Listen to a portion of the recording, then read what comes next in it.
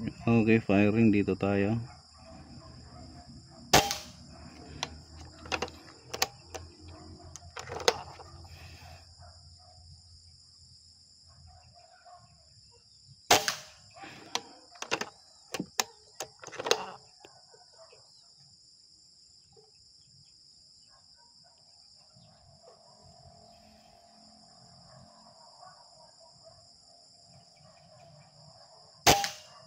Okay, sinundan.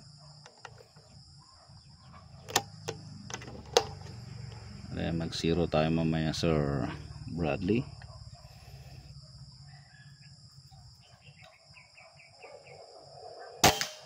Okay, yan yung groupings mo, Sir Bradley.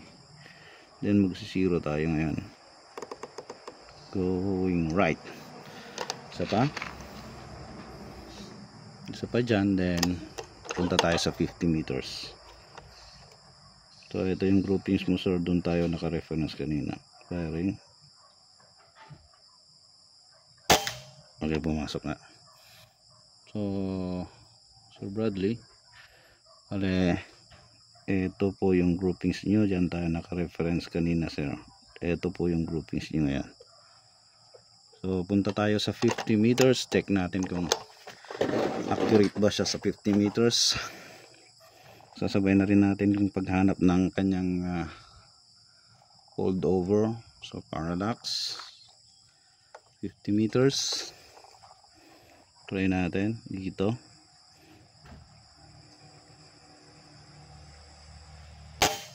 Okay, hit 50 meters, 1 inch target plate.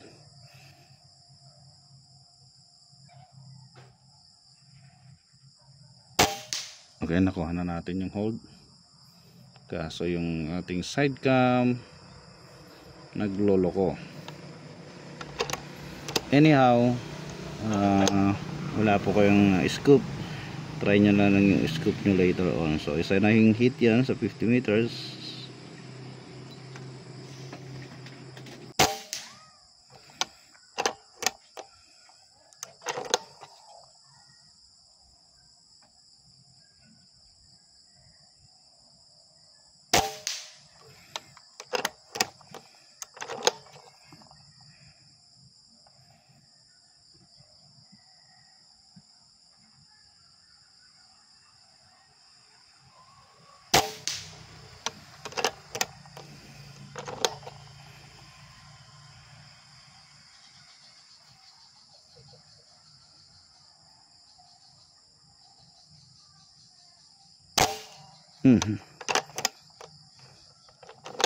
Magalaw.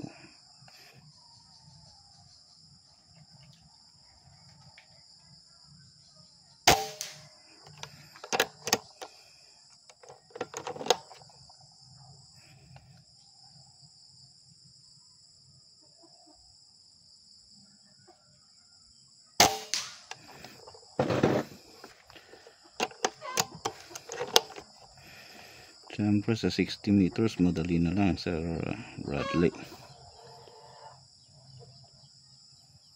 60 meters natin, simple hit na lang to.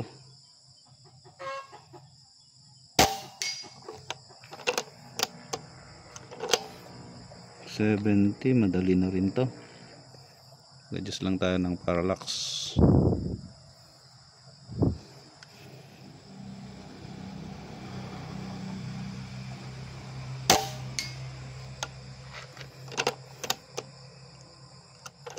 $80 meters.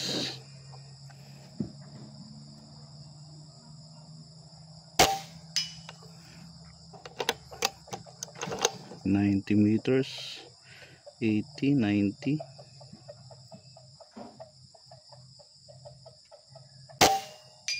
Okay, 90 meters. Hit. 100 meters.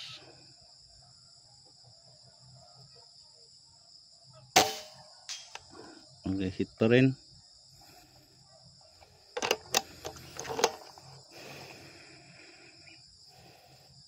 Oops, ubos na yung reticle, pero subukan natin 110 meters.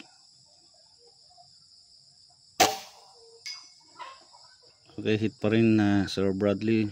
pasensya na, malabo yung ating side cam. So try natin mag zoom out para lang makahold tayo sa 120 meters. Try natin dito.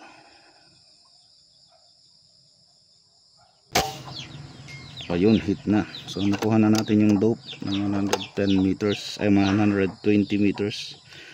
Ulitin natin.